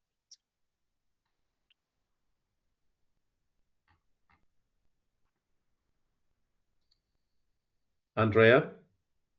Yes, I think the reason that it is split was the argument that for the drying, maybe there are other factors than the temperature itself, much more effective to make changes. As for example, the airflow while you are drying the seeds may be much more effective on the result of your drying procedure than the temperature itself. Therefore, we discussed in termination committee then to differentiate between the soaking itself, the temperature when the seeds are in water, but for the drying later on, it was separated to make it very clear. Nevertheless, I'm not in favor of the proposal because of that the temperature itself is not the major factor for the drying. There may be many other things in a lab that can affect the drying. This is the reason why it is taken in 2 parts and not handled in one. Thank you.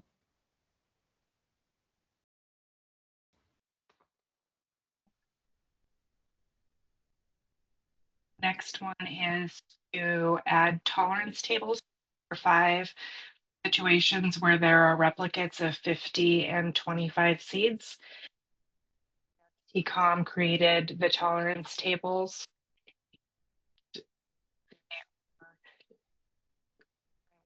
Them to you in a second. Sequentially, with these new tolerance tables, this whole section of combining replicates it can be taken out, because now the situations where there are fewer seeds per replicate will have their own tolerance tables. So the first part of this is to remove those instructions from 5.11. Then all of the new tables will be inserted right after table 5B part. Are all here, and I received no. And no comment from the floor. Next one is regarding a new tetrazolium method for glycine max. You'll see that here, and I have received no comments back. There is a validations. And I see no comments from the floor. Next one is to add a section for checking the quality of the tetrazolium solution. This would become 6.4.1.1. If the tetrazolium solution is prepared with salt of a new batch, effectiveness must be done.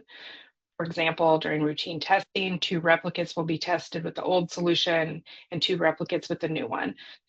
Tetrazolium test can also be carried out on a sample with a known quality, i.e. a sample whose quality has been ascertained either from a tetrazolium or germination test. If the same batch of salt is used for preparing new tetrazolium solution, no additional test of effectiveness is necessary, provided that the reagent has been stored correctly or in accordance with the instructions. And we did have that the TZ handbook already has this, that C.6.2 can refer to the handbook, avoiding discrepancy between rules or handbook. Handbook could be updated to reflect the effectiveness verification requirement. The TCOM responded that the current rules proposal is done with the scope to introduce a new paragraph to help technicians and labs to deal with effectiveness of the TZ solution. We are giving 2 examples on how to perform this task in practice. In the handbook, we also give other information that could be useful to understand the principles. There are not discrepancies among the 2. In any case, in all cases, what has to be followed are the rules. More explanations, if that would be the case, will be given during the rules session at the webinar, and I will ask Sergio if he has anything to add to this.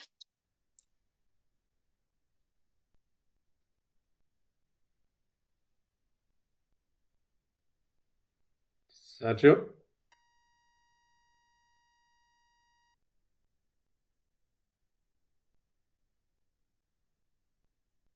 I think we can probably move on. Can you hear me? Yeah, I can hear now you. we can hear you. No, just to say, nothing to add, Jody, you were perfect. Thank you very much. Thank you. Let's go. And this one is to change the temperature ranges for seed health method 7-019A. For several steps, instead of 28 to 30, it will now be 28 plus or minus 2C.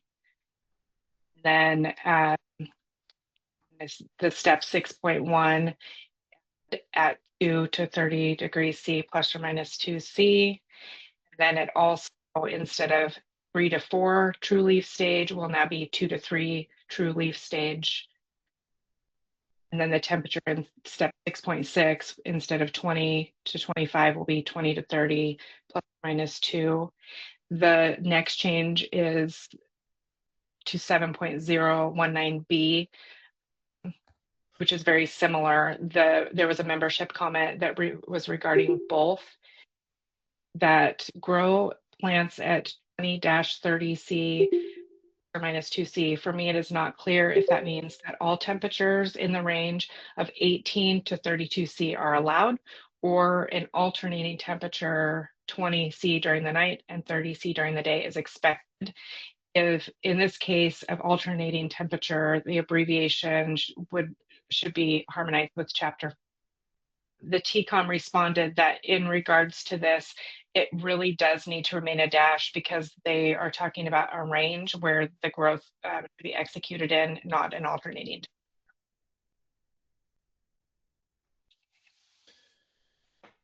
Jody, to comment on that. So at 7.6, it says between the brackets plus or minus 2 degrees, which is actually wrong. That's what I already replied, but you probably missed it due to all the incoming emails on all the rules changes. So that accounts to 7.6 and also to the previous ones. Also? Yeah, the last, so at 6.1 and 6.6, the plus and minus 2 between the brackets is removed. But I will send you an email on that because these were mistyped. Because it's already a temperature range which is very big and broad, of course, 20 to 30 degrees. So, yeah, that additional Just 2 to degrees. To be clear, you can. So it would be almost like pre-chill is handled in Chapter 5 in that it's a range of 5 to 10 C, but you cannot go at all below 5, be above 10. Same thing here. It would be nothing below 20, nothing above 30, but anything Indeed. in between is accepted. Yeah. Okay. Yeah. Thank you. Yes, I had a lot of seed health emails, and I can see definitely missing ones. Yeah. Appreciate you pointing that.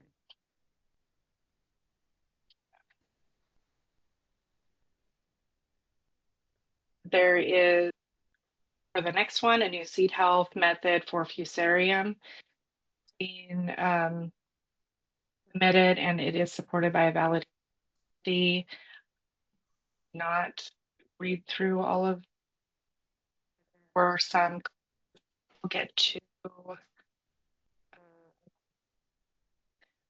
point out all at the beginning. I corrected two of the addresses of the participants of this.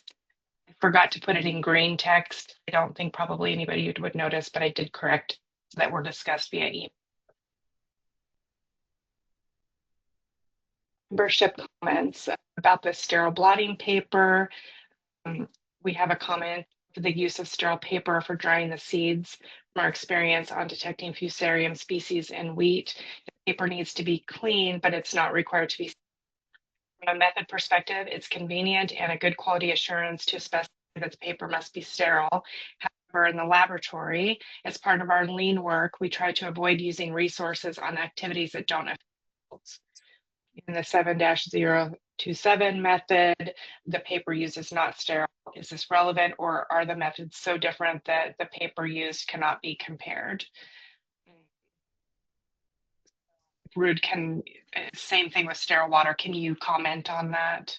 Yeah, sure. So this is a comment that we got for other methods of other rules, 7016 as well last year. And there was a validation work done, a comparison done, verification done between aseptic and sterile blotter paper, as well as the use of sterile water and distilled water in testing. There were actually no differences seen in quality of the test results. So we're actually, since that report was not in time for the rule changes this year, there will be a rule change for 716 next year, as well as a start for investigating other methods, that rules that have sterile specified. In the CTELF handbook, there's also written that sterile is not actually mandatory. And a lot of labs do not use sterile paper and sterile water. And there's a lot of information already in the labs that it is not necessary to use that. So we are about to change the sterile and replace that or delete it. And I already put some suggestions into the methods.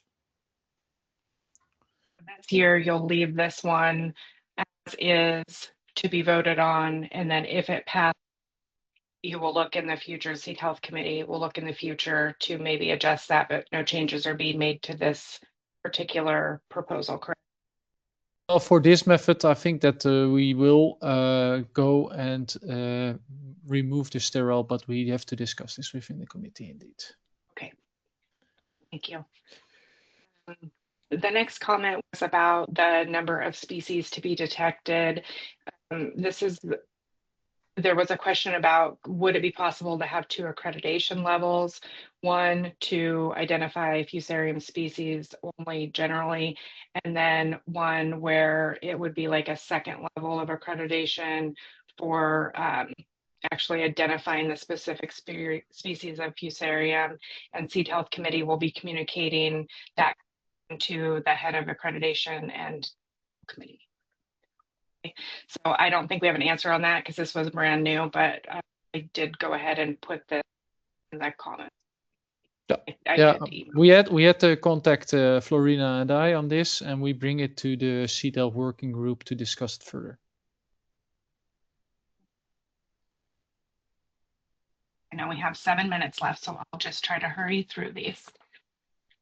This next one about reporting seed health tests. This is to clarify and align the reporting requirements for seed health with what is actually in the methods also.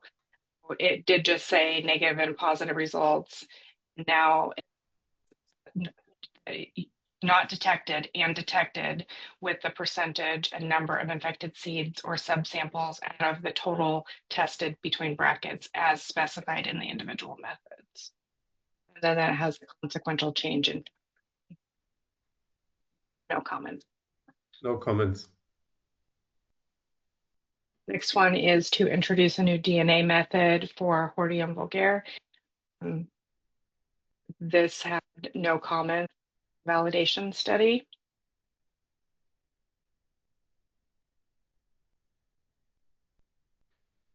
I see no comments from the floor. Next one is for the Lolium species fluorescence test duration. Years ago, the germination period for the Lolium species was reduced from 14 to 10 days. It was not carried forward to the fluorescence test in Chapter 8. So this is now aligning the germination, aligning with the germination period. So instead of 14th and 18th day, now it's 10th and 14th day. There was a question early on about why one word is spelled out and one is 14th. That is because I asked Vanessa the proper way to do it, and this is the proper way to do it. I had no comments.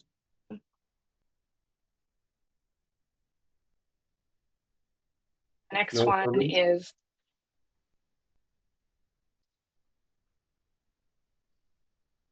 No comments. I can go on. Yeah.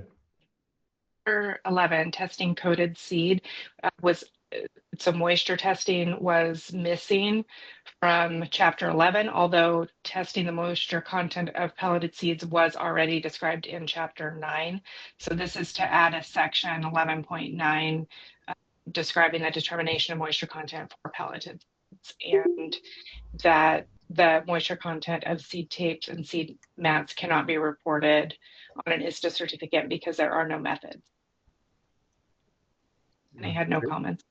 I have Vanessa here, and Vanessa tells us now that 1 to 12 you write the text, and 13th you write the figure. Oh yeah. No, 1 to 10. No, Jody had it right. Okay. Jody had it right. Sorry, I'm a bit behind. Just back on the Chapter 8 edition.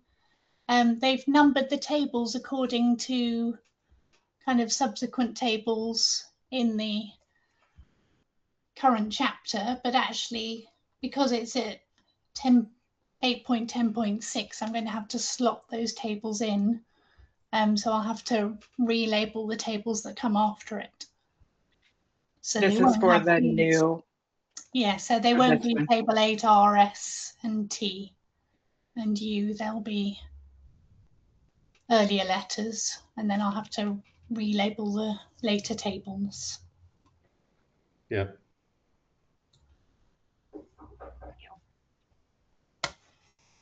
Thank you. Thank you, Vanessa.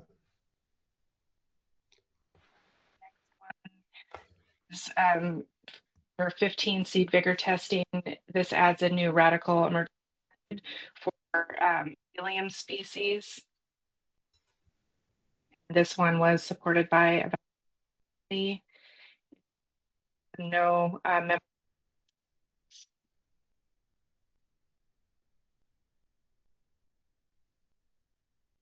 And then we have another new method. This one is a cold test, CMA.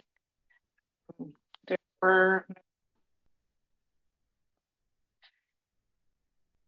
I want to note that somebody did catch that there was actually a typographic error in 15.8.6.5 that it did say calculate the average radical emergence percentage, but that was actually supposed to be calculate the average normal seedling percentage. So the Vigor Committee corrected that ahead of time.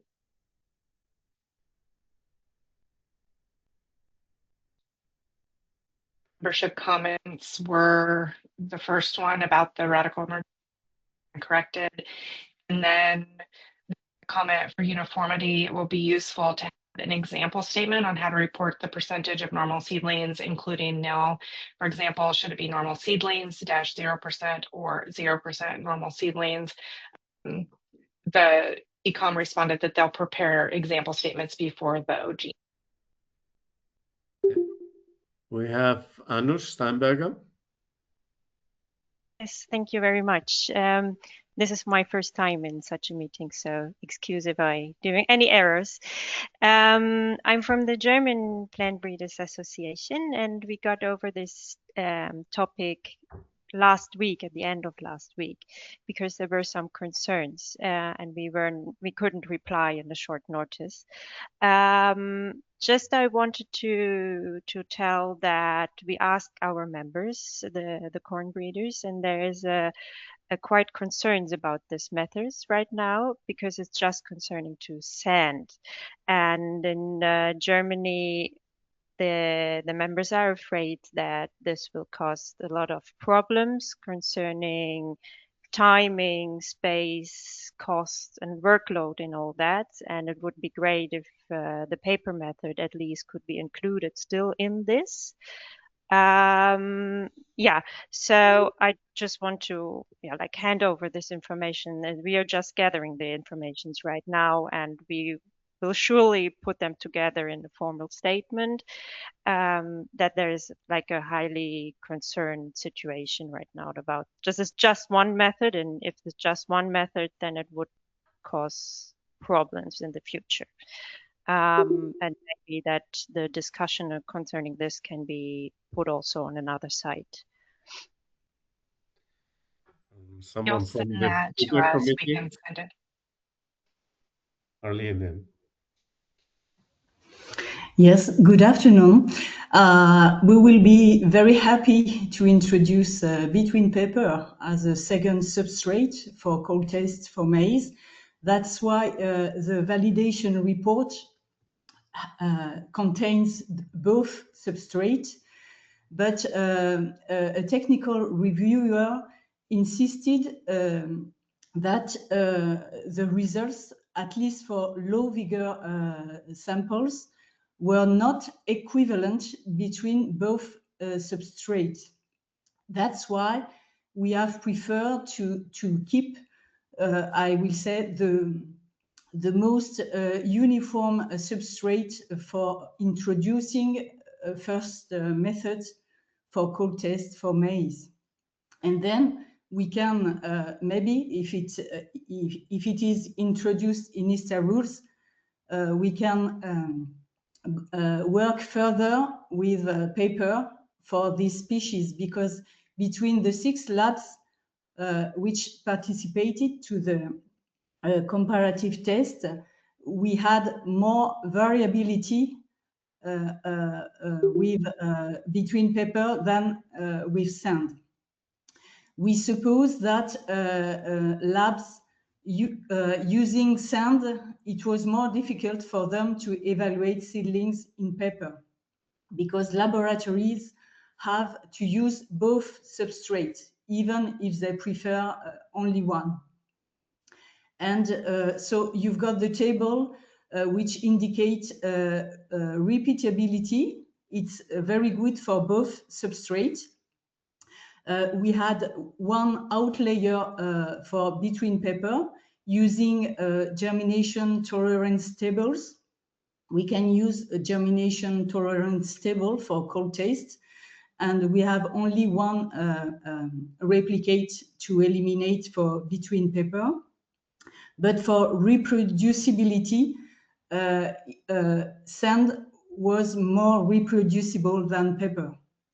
That's why the reviewer insists it was for only one seedlot, M5, which has not the same results between the two substrates. It was lower in one. I have read the report just before.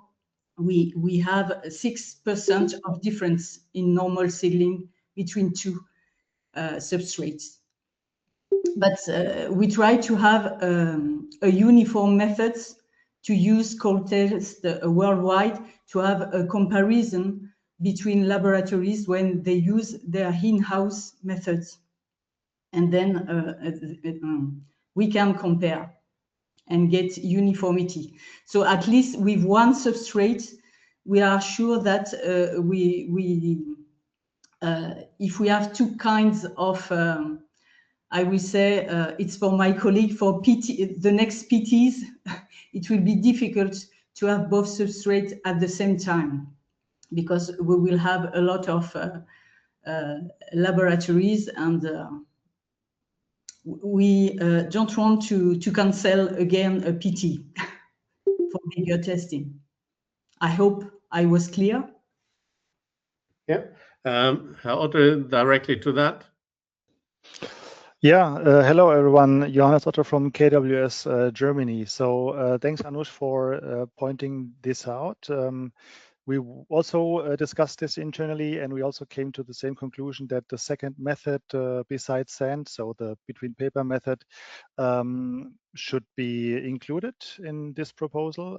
I also understand Ms. Wagner's points. And in the first approach, maybe it's not possible, but for sure in the mid to long-term run, we definitely would like to see the between paper method. Because as far as we understood, it will keep the number of laboratories up high, which are currently doing the tests and also will do the tests in future, because with sand only, this would certainly close the door for quite a few ISTA labs, and this would reduce the numbers, and we would definitely pity that. Yeah. So thanks a lot for keeping this topic active and working on including the between paper method as well. Yeah, thank you very much. I think that goes You're back welcome. to the committee. Thank you. Thank you.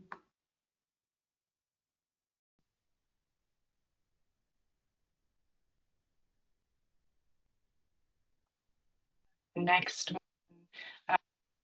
to add clarification for the radical emergence soybean evaluation, that seeds in which the radical has emerged, but the tip remains trapped within the seed coat are not included.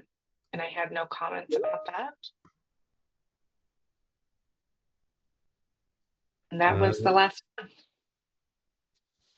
I see no comments here from the floor. You're at the end of the document, I think, right? At the end, yes. And we are at the end of the session, and I thank everybody who was participating. And Jody, we were only 6 minutes over. As we started 3 minutes late or 4 minutes, we are quite good on time in total. Thank you very much for all your contribution. Thank you, Jody. Thank you, Yannick, who took notes in the background, maybe even more important than the two of us in the front line, Jody, to keep these notes. Thank you for Vanessa as well to bring us always to the right things and think about the implications she will have in the end when she brings everything together to be published in the end. We appreciate that, Vanessa, and thank you to all of you participated. Thanks a lot, and yeah, hope to see most of you in a few weeks in Calgary. Thank you very much, and take care. Goodbye.